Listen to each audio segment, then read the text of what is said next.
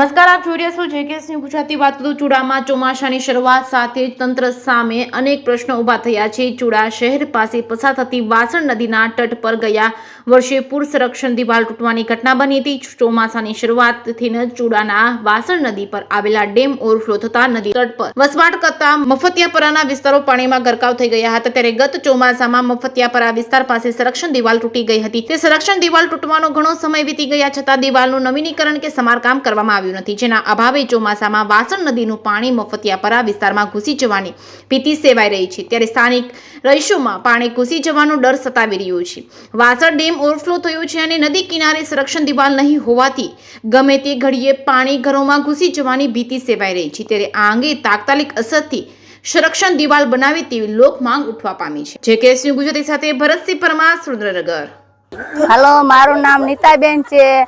મફતિયાપરામ રહી દૂધની ડેરી પાસે નદીના કાંઠે હાવ ઘર છે સેલું. અને મારે પાણી બહુ આવે છે, રાતના પડ્યા ડેંડા બહુ આવે છે, ઘરમાં ગીરી જાય છે, હુતા માથે પડે છે. તો તાત્કાલિક ગઢનું ઉપાસન કરો, નદી ઊંડી ઉતારો, નદી હાવ શીશરી થઈ જાય છે અને બજાર ધોવાઈ જાય છે હાવ. હા, શેરી ઠેઠ ઘર પાસે પગી ધોય. અને કાલે બહુ પાણી આવ્યું તો ઘરમાં ગીરી ગયું. પહેલી જાય જવાબદારી કોણ લે? છોકરા નાના મારે ક્યાં જાવ અમારે પછી બધું પહેલી જાય એટલે તાત્કાલિક આનું કરો. મારું નામ હંસાબેન, મફતિયાપરામાં દૂધની ડેરી પાછળ અમે રહેવી છીએ અને નદીના કાંઠે અમારે ઘર છે. ગઢ પડી ગયો છે અને ડેમ ભરાઈ રહ્યા છે ઉપર.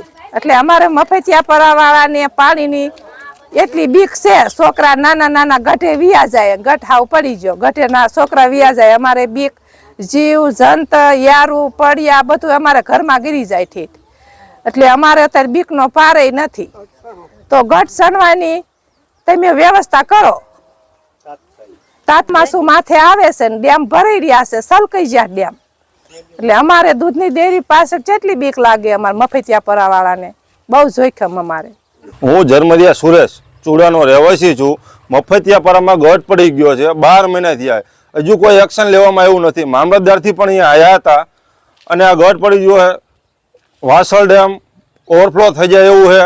ગોખરવાળા ચૂડા એલર્ટ કરી દીધા. નીચાણવાળા રસ્તા કે કોઈ પણ હોય નીચાણમાં રહેતા હોય એને અહીંયાથી આગું રહેવું, સતર્ક રહેવું માટે હજી આનો કોઈ પણ નિર્ણય લેવાયો નથી. આના માટે તાત્કાલિક ધોરણે કંઈ પણ પગલાં લેવામાં આવે એવું કરવામાં આવે, નહીં તો આ કોઈને કંઈ નુકસાન થાય છે તો આનું જવાબદાર કોણ?